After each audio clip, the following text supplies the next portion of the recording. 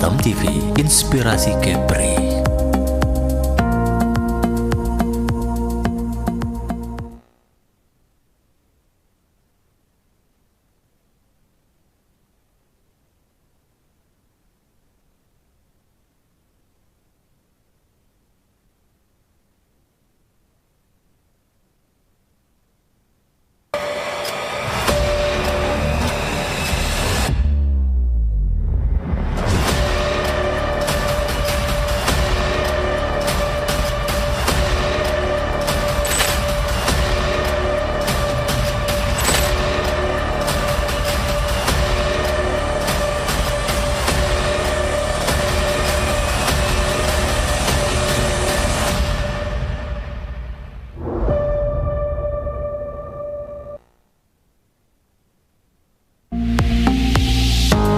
Batam TV, inspirasi Kepri.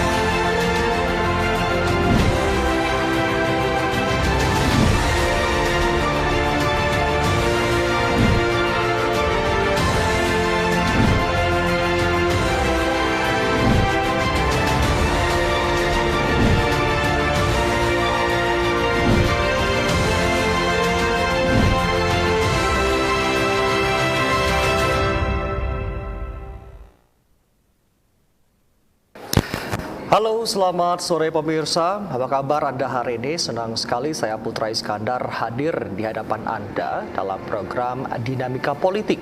Untuk edisi hari ini hari Rabu, tanggal 14 Desember 2022. Tentunya kami mengharapkan Anda yang sedang menyimak kami dalam keadaan yang terbaik saja. Dan tentunya seperti biasa di Dinamika Politik menemani Anda selama 1 jam ke depan. Ya, pemirsa Batam TV, biasanya ya Dinamika Politik kita mengundang partai politik yang tentunya siap untuk maju ke pemilu tahun 2024. Nah, kali ini spesial sekali Dinamika Politik menghadirkan para penyelenggara pemilu maksud kami ya.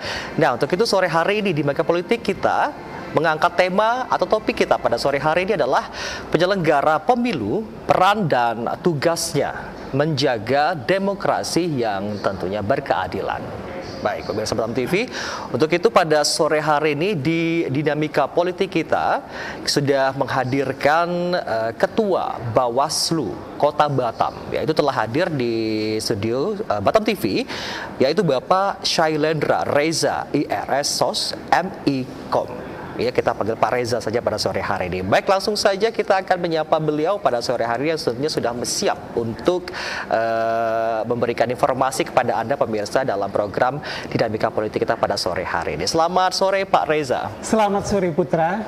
Apa kabar Pak? Alhamdulillah sehat sekali. Baik, semangat ya Pak ya. Semangat, iya. Pak, kita di program Dinamika Politik nih Pak. Siap. Tentunya dari Bawaslu juga kita pengen mendengarkan bagaimana nanti penyelenggara pemilu, peran dari Bawaslu juga untuk menciptakan penyelenggara pemilu yang demokratis tentunya Pak ya. Baik sekali. Baik, nah untuk segmen kali ini kita bersama Pak Reza tentunya. Sekali lagi tema kita pada sore hari ini adalah penyelenggara pemilu, peran dan tugasnya menjaga demokrasi yang berkeadilan. Baik Pak Reza, mungkin sebelum kita lebih lanjut lagi membahas topik kita pada sore hari ini, mungkin kita memberikan kilas balik lagi kepada pemirsa Batam TV yang sedang menyimak kita pada sore hari ini. Sebenarnya tugas dari Bawaslu itu apa sebenarnya Pak Reza? Oke, baik. Terima kasih Putra. Kalau dibilang tugas dari Bawaslu itu secara menyeluruh adalah mengawasi tahapan pemilu ya dari awal hingga akhir. Itu di seluruh tanah air Indonesia ya. Terus selalu ada yang bilang tanah air Indonesia otomatis apakah teman-teman yang di luar negeri itu juga perlu diawasin? Betul. Ada juga pengawas luar negeri namanya. Baik. Nah, jadi seluruh tahapan ya, tahapan itu tidak aja tahapan yang sudah mulai ya, tahapan mulai itu biasanya sudah partai politik yang hari ini akan diumumkan gitu kan ya, untuk 2024. Ada juga kegiatan yang memang belum pada tataran tadi itu juga kita awasin. Seperti kemarin verifikasi faktual, ya, verifikasi administrasi partai politik untuk kegiatan mengunjungi atau menuju 2024 nanti. Artinya dalam negeri dan luar negeri itu ada Bawaslu-nya, Pak? Ada, betul. Prosesnya sama atau bagaimana, Pak Reza? Sama saja sebetulnya. Tapi kalau dibilang sama saja, setiap daerah pasti berbeda ya, tidak bisa plek gitu. Kalau di luar negeri itu, misalnya pencoblosan itu ada yang melalui pos. Baik. Kalau di sini kan kita ada misalnya nanti tanggal 14 Februari 2024 masyarakat Indonesia akan menentukan atau memilih siapa pimpinan mereka baik di tingkat DPRD Kabupaten Kota, DPR RI, ya, DPD ataupun Presiden. Nah, itu di tanggal 14 Februari. Begitu juga nanti ketika di 27 November 2024 itu pilkada serentak dilakukan. Baik, itu sepintas pemirsa Batam TV. Nah, kita ketahui bahwa Pak Reza salah satu objek pengawasan Bawaslu adalah kinerja KPU. Iya. Nah, apakah apa yang dikerjakan KPU ini saat ini sudah sesuai atau bagaimana menurut Bawaslu, Pak Reza? Kita sebetulnya tidak kadangan orang melihat kita mengawasin persennya nggak sih gitu ya. Sebetulnya kinerja ya, kinerja itu, tapi harap diperhatikan juga selama dia menjabat ada, dan kami juga bukan saja KPU ya, dan kami juga ada tata aturan yang memang membatasin kami untuk melakukan hal-hal yang memang dibolehkan dan tidak dibolehkan. Dan untuk konteks pengawasan teman-teman kinerja teman-teman KPU kita lakukan juga ya. Misalnya kemarin waktu verifikasi administrasi kita juga mengawasin, verifikasi faktual juga kita turun bersama-sama ke lapangan. Ya, sejauh mana teman-teman melakukan verifikasi faktual keanggotaan partai politik ya, dan yang akan diumumkan pada hari ini di KPU RI begitu. Tadi Pak Reza menyebutkan ada yang tidak boleh dilakukan, ada yang boleh dilakukan. Itu apa saja, Pak? Ya, misalnya ya, otomatis kami tidak boleh berpolitik praktis kan? Ya. Dalam konteks sudah tahapan ya, biasanya kita sebagai penyelenggara pemilu itu untuk duduk bersama dengan teman-teman yang nanti misalnya caleg ya, anggota DPD itu sudah tidak seenak sebelum ada tahapan.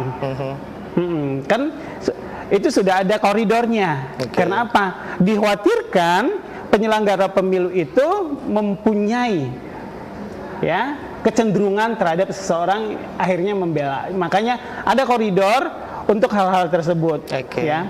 Karena kami pun di Bawaslu bukan saja mengawasi masyarakat, partai politik dan orang-orang di partai politik, juga KPU ya, dengan jalannya tahapan pemilu ini, tapi kami juga diawasin masyarakat yang akan melihat kerja-kerja kami.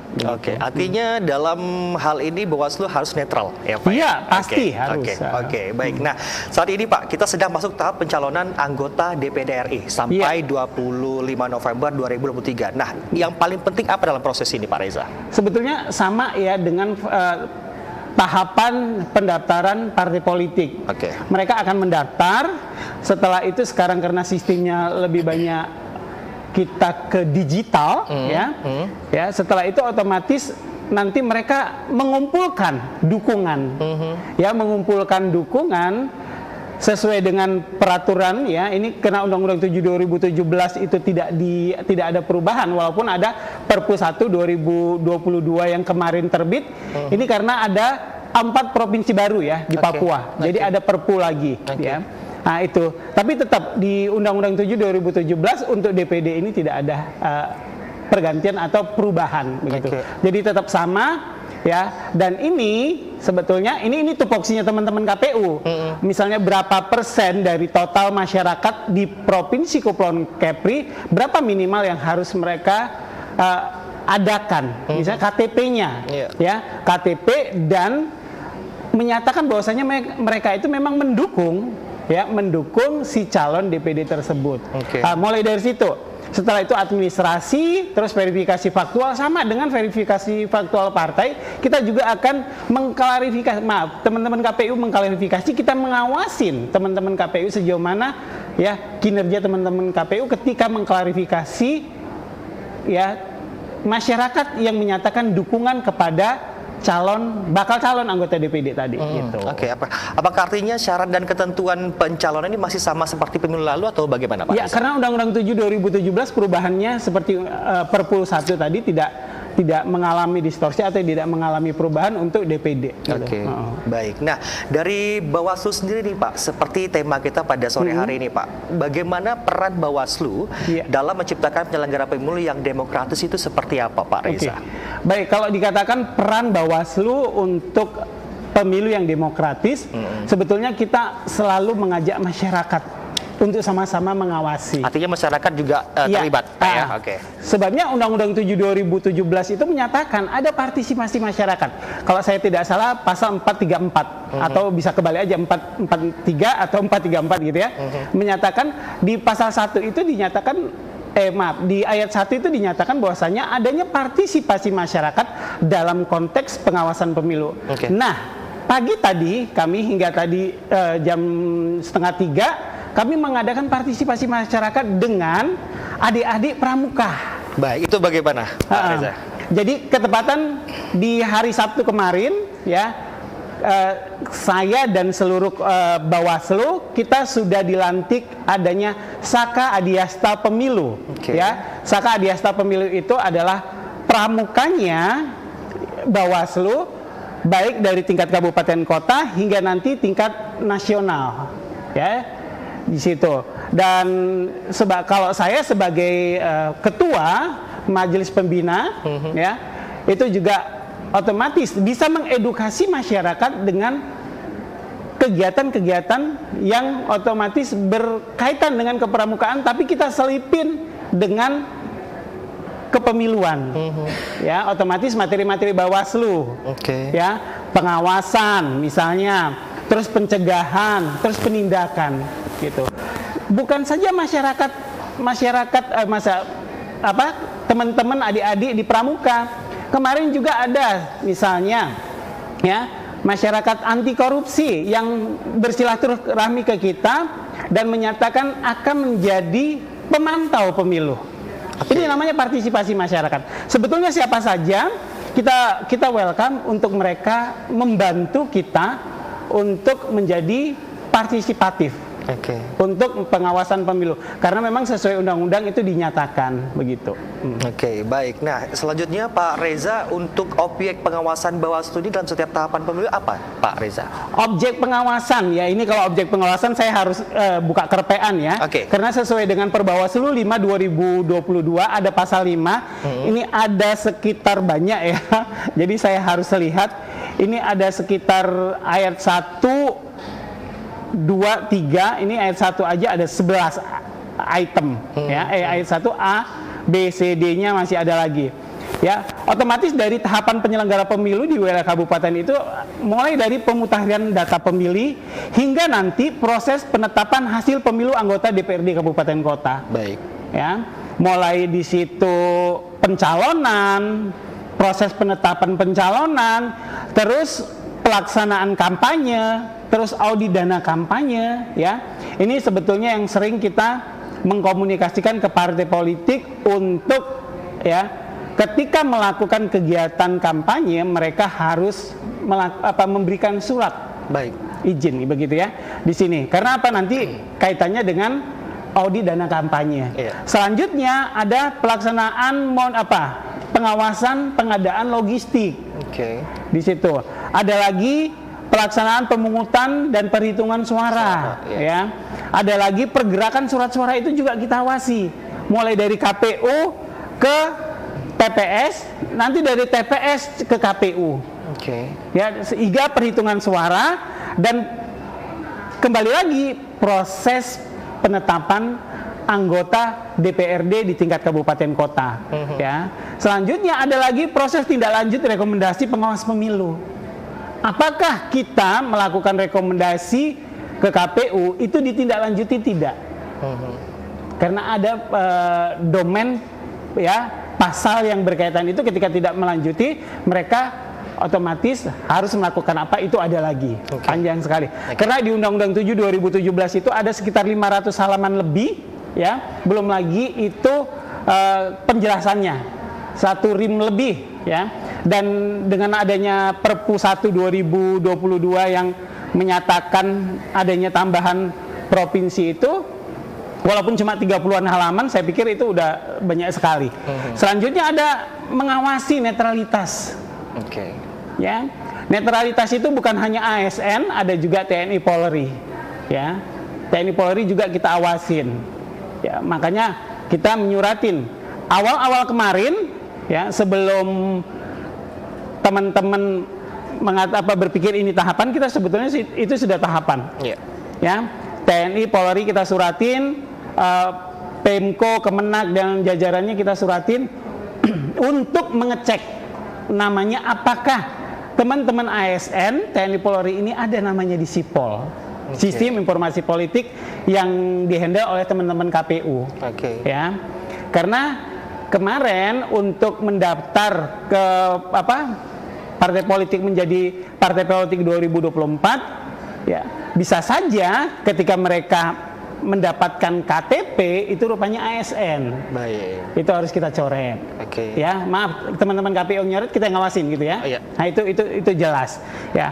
Selanjutnya selain kampanye tadi, otomatis kita juga mengawasi pelaksanaan keputusan sesuai dengan peraturan undang-undang.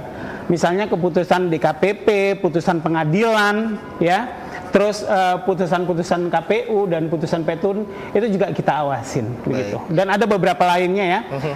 Ini banyak sekali kalau dibaca. Ini nggak perlu dibaca aja, banyak udah. Baik Pak Reza. Nah, dari tahapan-tahapan pemilu yang sudah Pak Reza sebutkan tadi, pemirsa Batam TV, yang mana nih Pak paling krusial menurut Pak Reza?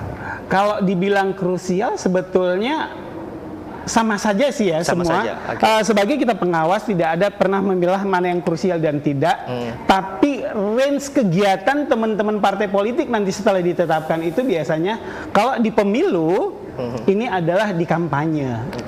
Ya, kita kasih contoh misalnya di tahun 2019 itu dengan 50 kursi di DPRD Kota Batam, ya 16 partai ini satu partai otomatis menyiapkan 50 bakal calon anggota dewan. Kalau mereka misalnya semua 50 kali 16 itu udah 800. Ya, belum lagi timnya. Kalau timnya 10, 800 kali 10 udah 8.000. Otomatis banyak orang yang kita awasi. Dan sedangkan kita Bawaslu untuk tingkat kota ada cuma 5. Tingkat kecamatan 3, tingkat kelurahan 1. Ya, itu. Makanya kenapa tadi saya dari awal mengatakan partisipasi masyarakat ini kita butuhkan juga untuk sama-sama mengawasin jalannya kegiatan atau tahapan pemilu ini, begitu. Jadi maksud Pak Reza sendiri adalah masyarakat memang harus dilibatkan juga, Pak. Jadi maksudnya peran masyarakat itu apa saja sebenarnya, Pak Reza? Sebetulnya sama saja ya, peran masyarakat itu dalam proses ya seperti tadi kami mengedukasi adik-adik pramuka, dan ketika mereka tahu apa yang boleh dan tidak boleh dilakukan dalam proses tahapan pemilu, mereka bisa mengkomunikasikan, ya, mengkomunikasikan hal-hal yang kita bilang tadi ke masyarakat atau lebih kecil lagi ke keluarga. Ini tidak boleh, nah, ini boleh. Dan yang selanjutnya setidak-tidaknya mereka bisa mengedukasi masyarakat bahwasanya kita wajib menggunakan hak pilih kita untuk keberadaan kita 5 tahun yang akan datang, begitu. Nah, satu pertanyaan lagi Pak Reza sebelum kita ke pariwara. Pak Reza, kita pengen tahu juga nih peran Bawaslu dalam partai politik, Pak. Itu apa, Pak? Kalau peran Bawaslu dalam partai politik sendiri ya, Bawaslu sendiri. Jadi sama-sama sebetulnya kita tetap bersinergi dalam konteks sesuai dengan peraturan, ya. Karena dengan adanya partai politik dan itu Bawaslu juga ada gitu ya. Tapi dalam hal ini ya ketika ada hal-hal yang memang harus dikomunikasikan, kita akan mengkomunikasikan gitu ya. Misalnya ada BIMTEK tertentu ya untuk teman-teman partai politik biasanya kami di penyelenggara baik KPU dan Bawaslu diundang untuk mengisi materi-materi di partai politik. Oke, baik itu dia pemirsa Batam TV ya sudah dijelaskan oleh Pak Reza sendiri. Kita akan ke Pak Rivera dulu. Nah setelah ini kita segmen kedua kita akan menghadirkan satu narasumber lagi yang tentunya mengangkat tema penyelenggara pemilu peran dan tugasnya menjaga demokrasi yang berkeadilan. Ya kita akan menghadirkan Bapak Herigen Agusti SP selaku anggota KPU Kota Batam Divisi Hukum dan Pengawasan. Jadi kemana-mana, kami segera kembali.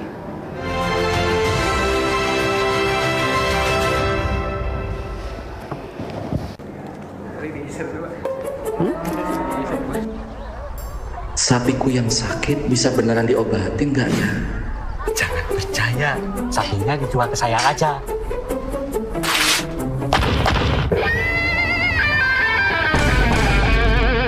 Jangan mau diprovokasi, Pak.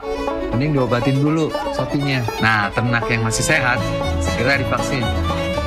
Jangan mau diprovokasi. Mari kita sama-sama basmi PMK dari bumi Indonesia. Hai sahabat, selamat datang di aplikasi Pegadaian Digital. Kamu sudah memulai satu langkah mudah bertransaksi di Pegadaian. Yuk, simak cara registrasinya. Pastikan data diri yang kamu isi sudah sesuai ya. Masukin OTP yang dikirim via SMS. Eits, ini rahasia ya. Buat passwordnya yang mudah kamu ingat. Jangan lupa cek email dan lakukan verifikasi. Berhasil! Sekarang kamu bisa masuk ke aplikasi Pegadaian Digital dan melakukan transaksi sesuai yang kamu butuhkan.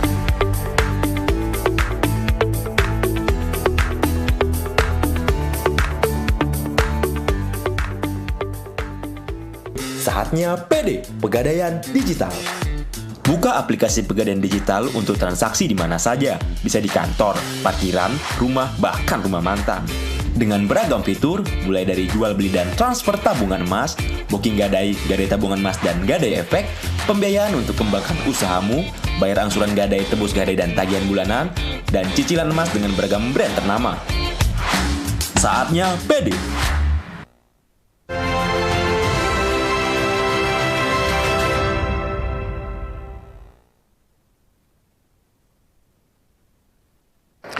Baik, Anda kembali lagi bersama kami di program Dinamika Politik untuk edisi sore hari ini pemirsa. Tentunya masih dalam mengangkat tema penyelenggara pemilu, peran dan tugasnya menjaga demokrasi yang berkeadilan. Nah, pemirsa di segmen pertama tadi kita sudah berbicara sedikit banyaknya bersama Pak Reza tentunya mengenai Bawaslu. Ya, nah untuk segmen kali ini seperti saya informasikan sebelumnya di segmen yang kedua kita sudah menghadirkan Bapak Herigen Agusti SP selaku anggota KPU Kota Batam Divisi Hukum dan Pengawasan. Langsung saja kita menyapa beliau. Selamat sore Bapak Heri. Saya panggil Pak Heri ya Pak ya, boleh Pak ya? Iya. Baik, selamat sore Pak Heri. Selamat sore Mas. Gimana kabarnya Pak sore ini Pak? Alhamdulillah sehat. Baik, gimana nih Pak kesibukannya sekarang ini Pak?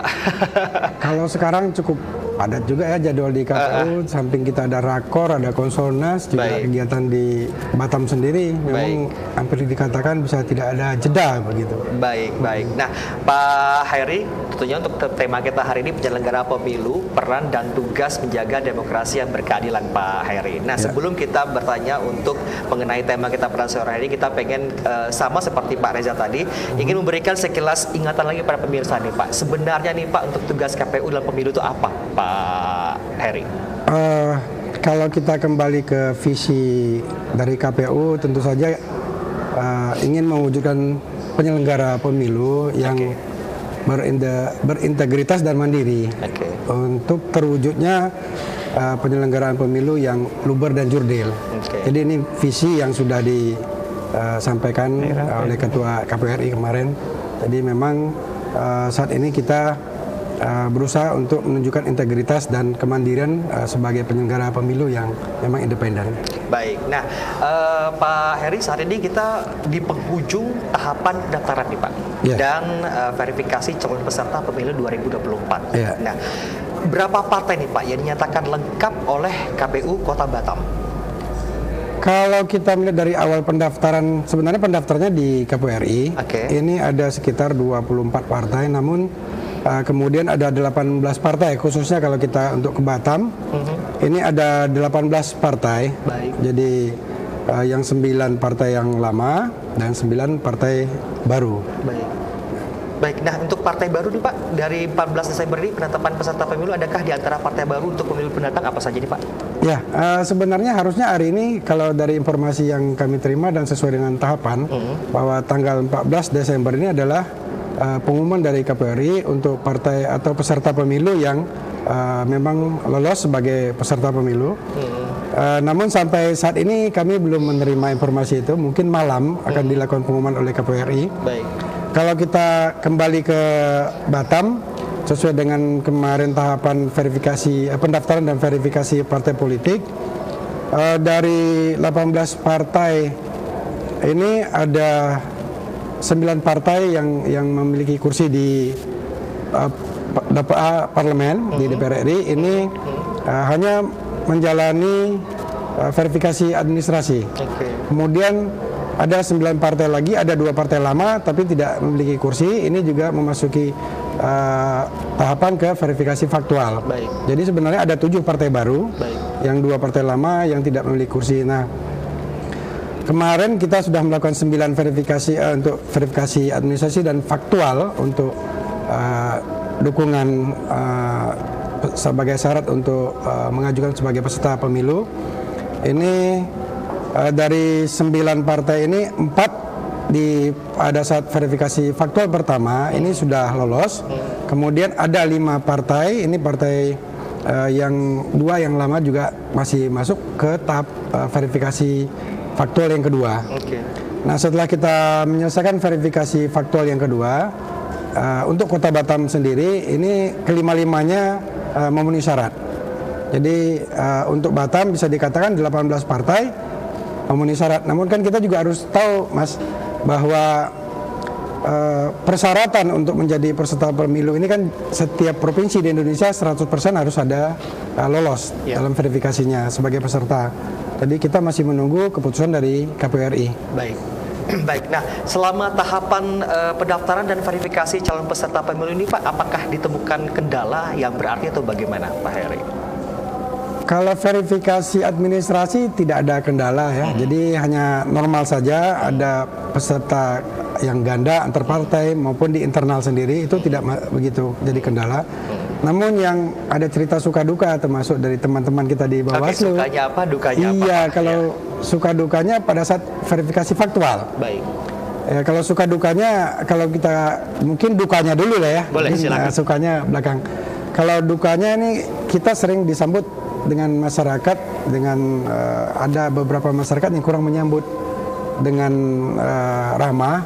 Jadi bahkan ada yang hanya membuka pintu kemudian tidak mau menerima. Baik. Ada yang seperti itu. Ada juga petugas kita, ya ada sempat kami rekam juga teman-teman dari Bawaslu juga menyelesaikan yang dikejar anjing. Jadi macam-macam itu sukanya, dukanya. Okay. Kalau sukanya ini menambah dari khususnya untuk staf kita kemampuan mereka untuk menghadapi masyarakat. Jadi ini ada mereka juga enjoy saja melaksanakannya. Mereka anggap ini adalah bagian dari tantangan untuk melatih diri mereka bagaimana menghadapi masyarakat secara langsung seperti itu. Oke, nah lalu dari Pak Heri sendiri bagaimana nih Pak? Kalau ada masyarakat yang mungkin kurang menyambut pemilu ini, bagaimana menurut imbauan dari Pak Heri sendiri Pak? Kalau himbauan sebenarnya kami sudah mensosialisasikan terkait dengan adanya tahapan verifikasi faktual ke lapangan. Namun mungkin ada masyarakat juga yang tidak mendapatkan informasi ini mungkin ya karena kesibukan mereka. Jadi memang ada masyarakat yang tidak tahu sama sekali. Jadi ya kita maklumin karena memang belakang kita ya mungkin ada marak yang orang datang ke rumah dengan tujuan yang lain. Walaupun kita sudah datang dengan atribut lengkap, termasuk teman-teman Bawaslu juga selalu 24 jam kalau kami mengatakan waskat, pengawasan melekat. Jadi kemana ada petugas kami, ada dari petugas dari Bawaslu. Jadi sama-sama di lapangan, jadi sama-sama sudah maklum lah. Jadi memang masyarakat kan beda-beda, mereka punya kesibukan seperti itu. Baik, nah selanjutnya Pak Heri, penyelenggara pemilu memilih peran dan tugasnya menjaga demokrasi yang berkeadilan sesuai dengan tema kita sore hari ini. Nah, ini adalah pastinya harapan masyarakat dalam rangka mendapatkan anggota parlemen dan tentunya juga pemimpin yang terbaik yang tentunya dikehendaki mayoritas masyarakat. Nah, apakah KPU hari ini siap mengemban itu, Pak Heri? Ya, KPU sudah siap. Dari awal tahapan ini berjalan pun sudah siap. Bahkan dari pimpinan kami di KPU RI sudah menyatakan kesiapan kemarin kita untuk melaksanakan. Jadi alhamdulillah sebagai bukti kesiapan kita tidak ada satupun tahapan yang kita terlewati. Baik. Kita sesuai tahapan berjalan sesuai dengan tahapan yang ada. Tidak ada satupun yang lewat dari tahapan.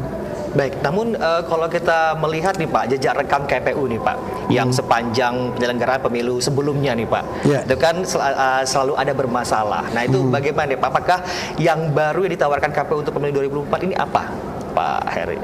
Ya, kalau kita berkaca dari pengalaman yang lalu, mungkin tidak perlu kita bicara, tapi kedepannya seperti yang disampaikan, Mas sampaikan. Saat ini KPU RI segala sesuatunya ini sudah coba memasuki ke sistem secara teknologi, menggunakan teknologi. Baik. Jadi baik kemarin kita sudah selesai melaksanakan perekrutan Badan Ad Hoc juga teknologi dengan si SIAKBA ya, sistem informasi anggota KPU dan Badan Ad Hoc. Nah pada saat pendaftaran partai politik juga kita juga menggunakan sistem informasi ini. Jadi segala sesuatunya mendaftar melalui aplikasi, kemudian juga hasilnya bisa dilihat di aplikasi juga. Jadi KPU langsung mengupdate di aplikasi tersebut yang terhubung langsung dengan server KPU RI dengan server di KPU RI. Jadi kita di sini hanya sebagai katakan memonitor apakah pelaksanaan dalam untuk menerapkan aplikasi ini dan tahapannya bisa berjalan. Jadi operator kita sudah bolak-balik diberikan BIMTEK, kemudian juga nanti ke depan juga ada namanya Silon, jadi sistem pencalonan. Ini kan sudah mulai memasuki tanggal 16 besok pendaftaran DPD, kemudian juga partai politik, dan semuanya sudah menggunakan sistem informasi.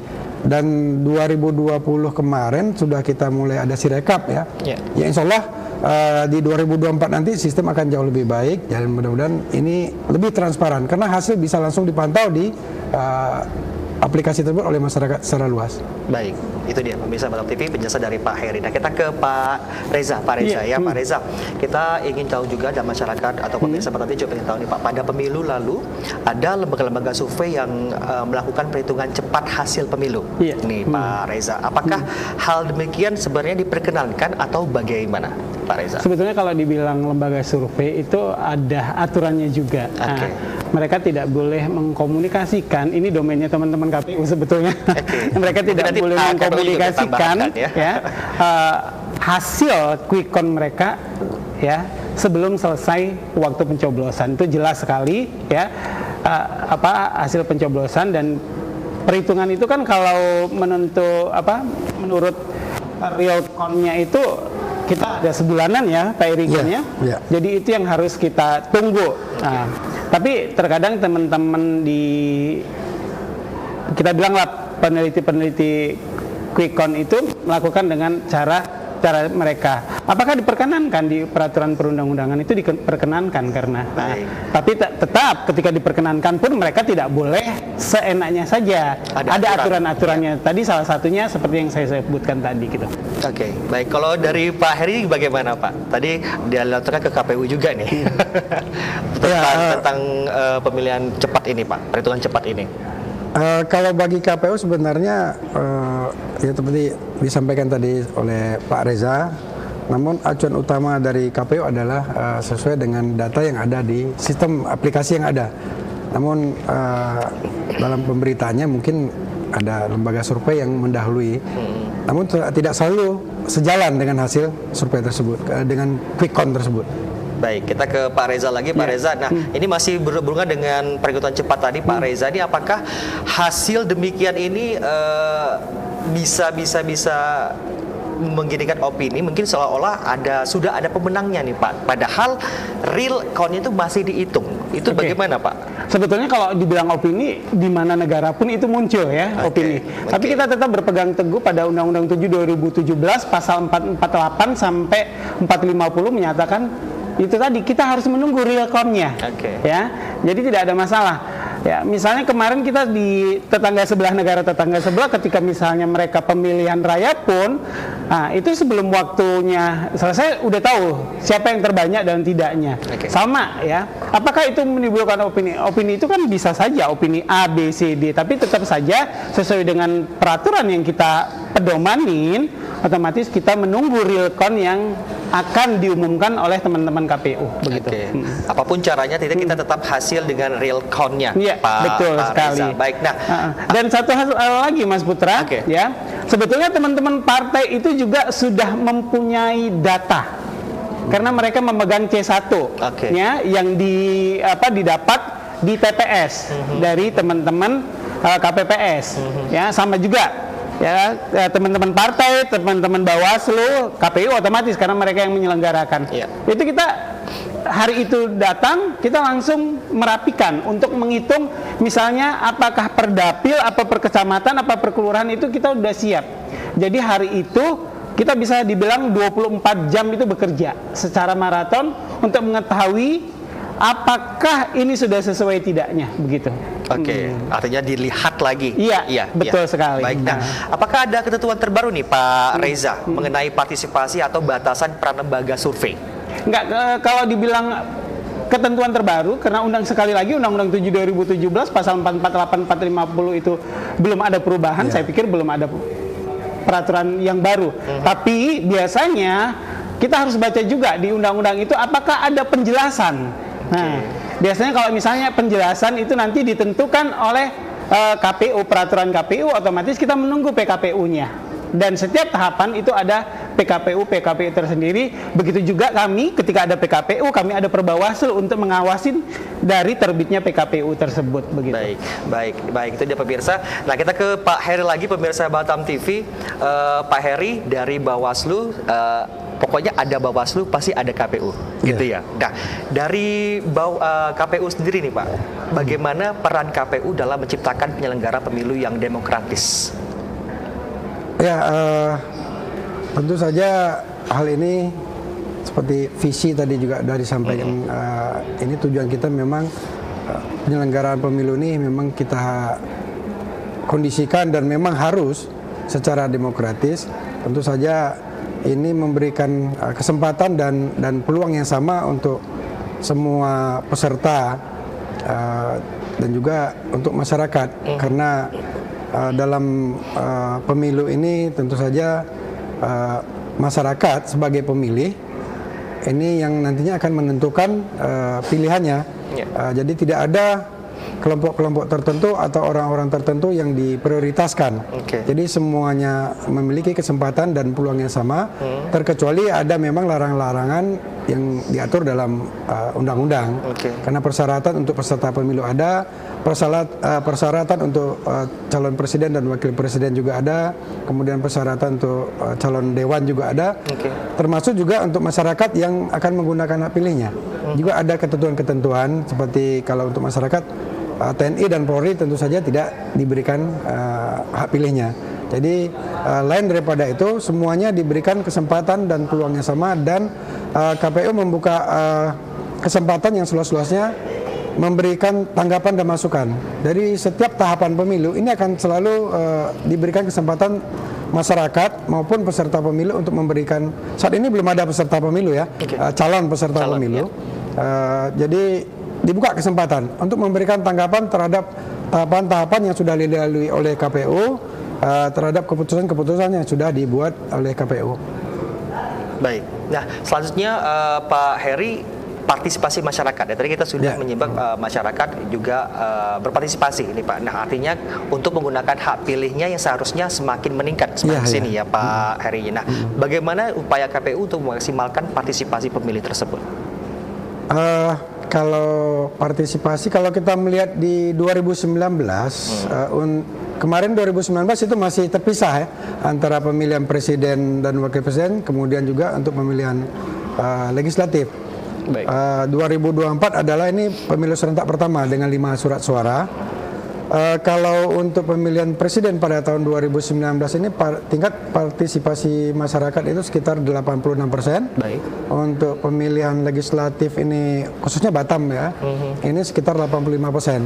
Okay. Nah ini tentu juga hasil dari kerja-kerja teman-teman yang lama. Nah di 2000 saat ini untuk lebih meningkatkan tingkat partisipasi masyarakat, tentu kita tidak mau di bawah itu. Kalau target, ya mudah-mudahan kita akan mengikuti target dari KPU RI. Namun usaha-usaha yang kita lakukan masih berkesinambungan. Kita melakukan sosialisasi. Ini ada 11 basis. Dan ini salah satunya mungkin basis pemula, basis muda, ada kaum komunitas, kaum marginal. Ini kita lakukan secara masif. Dan hari ini sebenarnya ada 2 sosialisasi yang kita lakukan dari jam 2 tadi. Dan di samping itu juga kita melakukan sosialisasi lewat media-media juga kita masih menyesuaikan dengan tahapan. Dan ke depan kita akan tetap secara masif melakukan sosialisasi tentang tahapan pemilu seperti itu. Oke, artinya sudah banyak dilakukan oleh KPU ya Pak Heri. Nah satu pertanyaan lagi Pak sebelum kita ke pariwara, pemirsa Bapak TV juga ingin tahu nih Pak Heri, berapakah daftar pemilih sementara di Kota Batam Pak? Dan kapan tahapan pendataan atau pemutahiran data pemilih? Kalau kita mengacu kepada tahapan, sebenarnya belum ada daftar pemilih sementara. Baik. Jadi KPU semenjak tahun 2021 sudah melakukan satu kegiatan yang namanya daftar pemilih berkelanjutan. Oke. Jadi daftar pemilih berkelanjutan ini diambil dari data pemilu dan pemilihan terakhir dan disinkronkan dengan DP4 tahun 2020 ini digabung menjadi satu, kemudian kita akan menyusun daftar pemilih yang terupdate. Nah dari sini kita mulai melakukan penyisiran baik masyarakat yang mungkin sudah pindah pilih atau yang sudah meninggal atau yang belum memiliki hak pilih kemudian sudah memiliki hak pilih. Nah ini setiap bulan kita lakukan update. Per 3 bulan kita mengundang stakeholder untuk menyampaikan update daftar pemilih yang terakhir kita lakukan. Nah, terakhir kemarin untuk daftar pemilih berkelanjutan ini di bulan Oktober sudah selesai. Dan semalam KPU RI sudah menerima DP4 dari Dirjen Dukcapil. Namun saat ini belum turun ke Satker di kota-kota, KPU di kota maupun kabupaten kota. Nah kami berharap dalam waktu dekat kami juga akan menerima. Nah ini akan kami sinkronkan lagi dengan data terakhir. Nah sesuai dengan daftar pemilih berkelanjutan yang terakhir di bulan Oktober, jumlah pemilih saat ini tercatat 622.922 orang. Ini belum termasuk informasi dari Disduk Kota Batam, lebih kurang 41.000 pemilih pemula yang nanti pada tanggal 14 Februari 2024 sudah mencapai usia 24 tahun. Jadi itu angka sementara. Nanti setelah kita sinkronkan kita akan mengupdate lagi. Jadi perkiraan mungkin kisaran di angka 650 ribuan lebih kurang di 2024 jumlah pemilih di Batam. Baik, itu. Ya, baik pemirsa Batam TV, itu dia penjelasan dari Pak Heri. Nah kita ke pariwara lagi ya, kepada para pemirsa tetaplah bersama kami di Dinamika Politik. Kami segera kembali.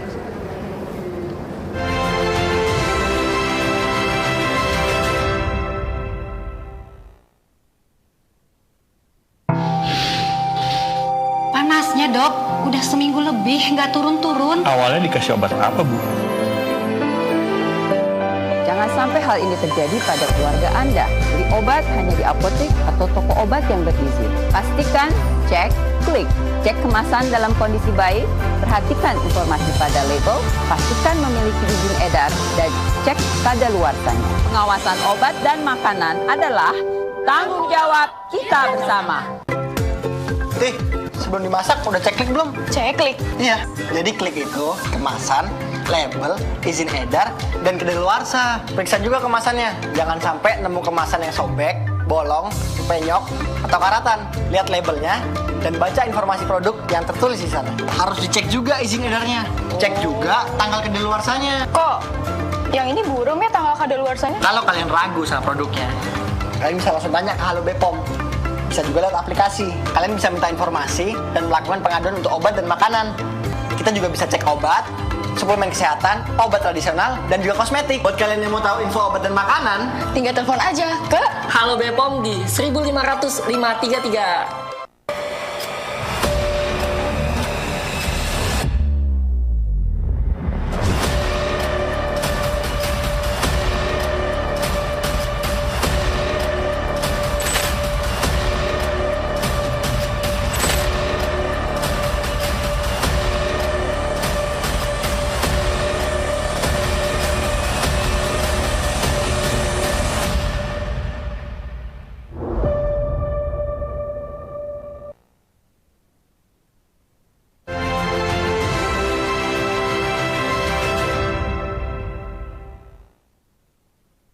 Baik, terima kasih Anda masih bersama kami pemirsa, tentunya masih bersama kami di Dinamika Politik dengan tema penyelenggara pemilu, peran dan tugasnya menjaga demokrasi yang berkeadilan. Ya, kita sudah masuk di segmen ketiga atau segmen terakhir pada sore hari ini pemirsa Batam TV, dan kita masih ada beberapa pertanyaan lagi yang kita ingin lontarkan kepada narasumber kita. Kita masih dari kehadiran Bapak Pak Reza ya selaku Ketua Bawaslu tentunya Kota Batam, dan juga bersama Pak Heri selaku anggota KPU Kota Batam. Dan tentunya sore hari ini sebelum kita tutup program kita pada sore ini, kita akan kembali ke Pak Heri lagi ya. Pak Heri, kita pemirsa Batam TV juga pengen tahu nih Pak Heri, apakah selama ini KPU telah melakukan simulasi nih Pak? Maksudnya di sini adalah berapa lama perhitungan suara di Batam dapat dilakukan, begitu? Sampai saat ini belum, karena kita masih menunggu tahapannya sebenarnya. Karena surat suara, karena untuk simulasi ini tentu sangat dipengaruhi oleh jumlah surat suara. Kemarin ada usulan 3 surat suara, 4 surat suara. Namun yang terakhir sepertinya tetap di 5 surat suara. Baik. Dan juga seperti apa layout atau desain surat suara. Dengan adanya 5 surat suara ini, ukuran surat kertasnya. Baik.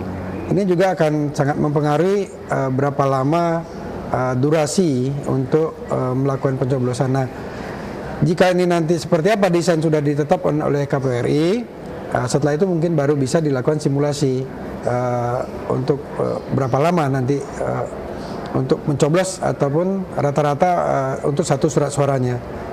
Karena memang ini kita sangat berharap bisa memudahkan masyarakat, kemudian juga petugas kita juga sesuai dengan tahapannya, tidak melebihi dari jam 1 sebenarnya kita harapkan sudah selesai, sehingga untuk penghitungan pun sudah dimulai di jam 1. Itu harapan kita. Baik. Baik, nah sebelum kita masuk ke harapan dari KPU ini Pak untuk pemilu 2024 mendatang, kita masuk ke tahap kesimpulan nih. Apa yang dapat disimpulkan dari Pak Heri sendiri mengenai tema kita pada sore hari ini? Mungkin untuk penyelenggara pemilunya, peran tugasnya menjaga demokrasi yang berkeadilan itu seperti apa? Silakan Pak Heri. Ya, tentu harapan kami sebagai penyelenggara pemilu, kami sangat mengharapkan masukan dan tanggapan dari masyarakat untuk setiap tahapan-tahapan pemilu yang kami lakukan. Karena kita akan selalu melakukan evaluasi, kemudian juga kita akan selalu dengan terbuka menerima masukan. Jika memang itu dimungkinkan dalam tahapan untuk kita melakukan suatu dialog, kita akan lakukan sebagai suatu contoh dalam penetapan dapil. Baik. Ini kita membuka ruang uji publik. Baik. Jadi harapannya masyarakat khususnya Kota Batam bisa berperan aktif dalam mensukseskan setiap tahapan pemilu di 2024, dan juga siap untuk datang ke TPS tentunya. Karena bagaimanapun tingkat kesuksesan dari suatu pemilu ini tentu kita lihat dari tingginya partisipasi masyarakat itu sendiri. Baik, itu saja Pak Heri? Itu saja ya. Baik, nah dari Pak Reza sendiri Pak, dari Bawaslu, bagaimana nih Pak? Apa itu? Dari tahapan yang kita sudah bahas pada sore hari ini, mungkin bisa Bapak ambil disimpulkan bagaimana Pak untuk pemilu 2024 seperti apa, untuk demokrasinya seperti apa, dan berkeadilannya seperti apa, boleh silakan. Baik, ketika dikatakan demokratis otomatis sesuai dengan Undang-Undang 7 2017, partisipasi masyarakat yang kita inginkan juga, gitu ya. Ketika partisipasi masyarakat lebih maksimal, ya, otomatis kerja-kerja Bawaslu terdukung dan keinginan demokrasi yang adil dan berkeadilan itu akan terlaksana. Baik.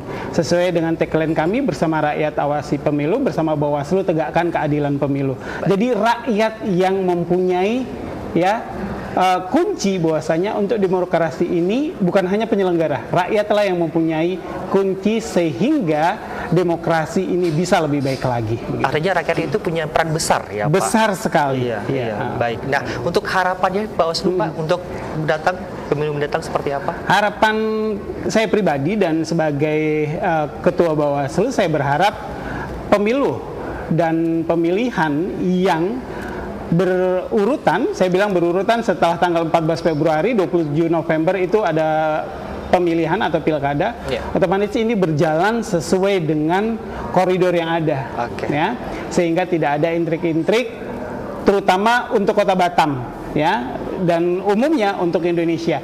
Bagaimanapun, ketika pemilu dan pemilihan ini berjalan sesuai dengan koridor dan sesuai dengan peraturan perundang-undangan, kita berharap perekonomian Kota Batam lebih maju lagi dan masyarakat Batam lebih baik lagi, begitu. Oke, kita pengen tahu terakhir kalinya nih Pak, untuk dari Pak Reza sendiri, setelah ini Bawaslu mau melakukan apa ini Pak?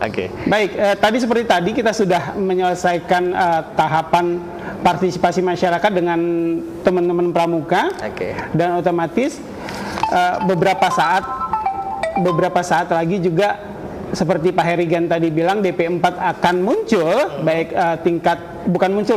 diberikan ya di provinsi dan kabupaten kota, itu juga akan kita analisa dan kita awasi bagaimana kesesuaian. Dan selanjutnya otomatis tanggal 16 nanti sudah pendaftaran anggota DPD. Nah, makanya kemarin saja saya sudah menanyakan ke teman-teman KPU, apakah KPU Batam melakukan atau membuat helpdesk untuk rekrutmen ya, untuk pendaftaran DPD ini. Jadi sebelumnya juga kita sudah komunikasi dan kita akan melakukan proses pencegahan dengan menyuratin teman-teman KPU, sehingga kegiatan-kegiatan teman KPU juga sesuai dengan koridor, dan kita juga dengan sesuai koridor dan peraturan perundangan yang ada, begitu. Baik, itu dia penjelasan dari Pak Reza. Nah, dari Pak Heri terakhir juga nih Pak, setelah ini apa yang akan dilakukan dari KPU? Kalau kami tentu mengacu ke tahapan yang ada, jadi memang tahapan ini sudah disusun sedemikian rupa sehingga dalam waktu dekat tanggal 16 pendaftaran DPD ini sebenarnya ini ranahnya provinsi untuk DPD, namun kami juga tetap menjadi bagian dalam mensosialisasikan. Nah, KPU provinsi mereka bisa dikatakan tidak memiliki wilayah terkhusus, tentu saja mereka akan menyerahkan kepada Satker. Nah, di Kota Batam pun kami sudah mensosialisasikan tentang tahapan pendaftaran calon DPD ini. Dan tanggal 16 mungkin sudah akan dimulai. Helpdesk di KPU Provinsi sudah juga siap, dan kami juga selalu memonitor untuk tahapan ini. Itu saja Pak Heri? Ya. Baik, itu dia. Terima kasih Pak Heri untuk penjelasannya dan harapannya, juga Pak Reza, terima kasih sudah hadir di Batam TV tentunya untuk program Dinamika Politik dengan tema kita pada sore hari ini, penyelenggara pemilu, peran dan tugasnya menjaga demokrasi yang berkeadilan. Kita harapkan juga nanti semoga pemilu 2024 tidak ada kendala apapun yang berarti, Pak Reza dan Pak Heri, dan tentunya juga tugas dan peran dari Bawaslu juga KPU yang diharapkan juga sesuai dengan koridornya ya Pak ya, jangan melenceng kemana-mana Pak. Ibaratnya seperti itu. Baik, pemirsa juga terima kasih sudah menyimak kami di Dinamika Politik ini. Semoga kita bertemu lagi di program Dinamika Politik untuk edisi selanjutnya. Selamat untuk Anda, selamat sore, dan saya Putra Iskandar pamit dari hadapan Anda. Sampai jumpa.